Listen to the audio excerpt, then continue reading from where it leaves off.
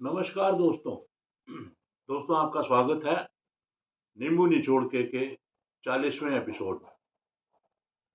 मैंने अपने 35वें एपिसोड में जिक्र किया था कि प्रेम किससे करें।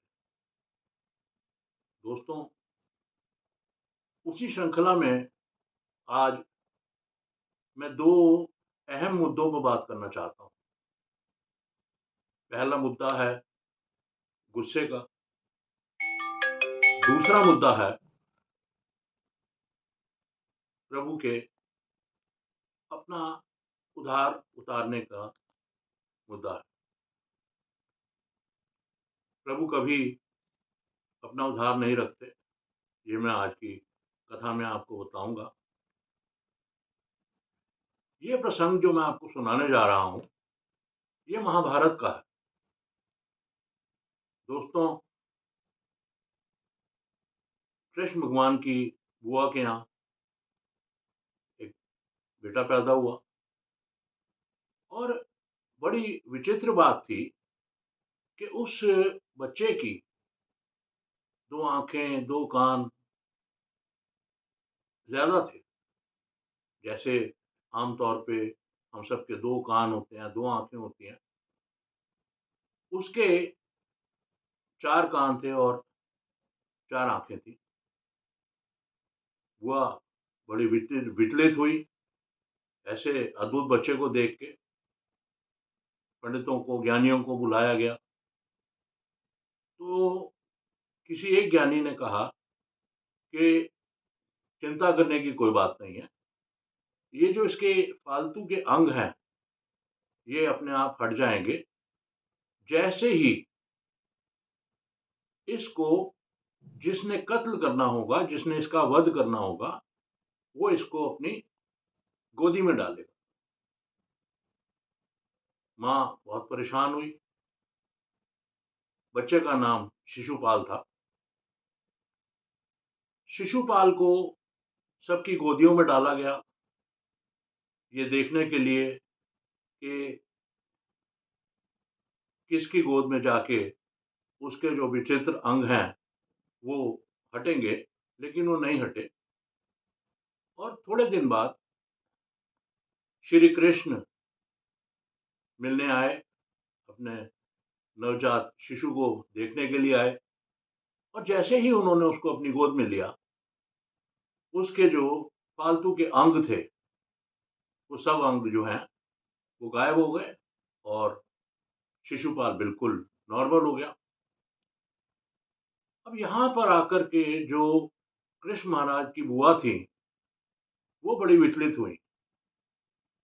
तो वो बोली, कान्हा तू मेरे शिशुपाल का वध करेगा? वहां पर मजबूर होकर श्री कृष्ण ने अपनी बुआ से वादा किया कि बुआ मैं इसके 100 ऐसे अपराध माफ कर दूंगा जो कि मृत्यु दंड के भोगी हों। बुआ शांत हो गई। समय बीत गया। राज्यसभा में सब लोग उपस्थित थे। अग्रणी पूजा हो रही थी युधिष्ठिर महाराज की। वो पूजा श्री कृष्ण से शुरू की गई और इतने में ही शिशुपाल आ गया। तो जो पहले मैंने बात आपसे कही, क्रोध, शिशुपाल इतना क्रोधित हुआ, इतना क्रोधित हुआ और आनंद शानन बोलता चला गया। यहाँ तक कि उसने भीष्म पितामह के लिए भी अपशब्द कहे और श्री कृष्ण महाराज के लिए भी अपशब्द कहे। और बार बार उसको लोगों ने रोका, लेकिन उस पर गुस्सा इतना हावी था कि वो अपराध पर अपराध करता चला गया, करता चला गया, करता चला गया। और कृष्ण महाराज सिर्फ अपनी बुआ से यही कह रहे थे कि बुआ देख रहे हो ना।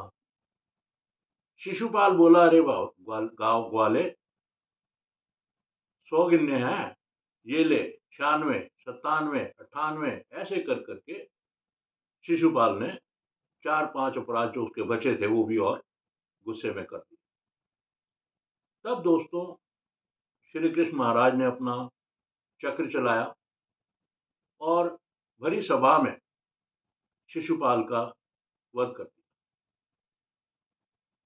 जब श्री कृष्ण महाराज ने अपना चक्र चलाया तो उनके चक्र से उनकी उंगली पर चोट लग गई और खून निकलने लगा। तब द्रौपदी आगे आई, उसने अपनी साड़ी का पल्लू फाड़ा और कृष्ण महाराज की उंगली पर बांध दिया।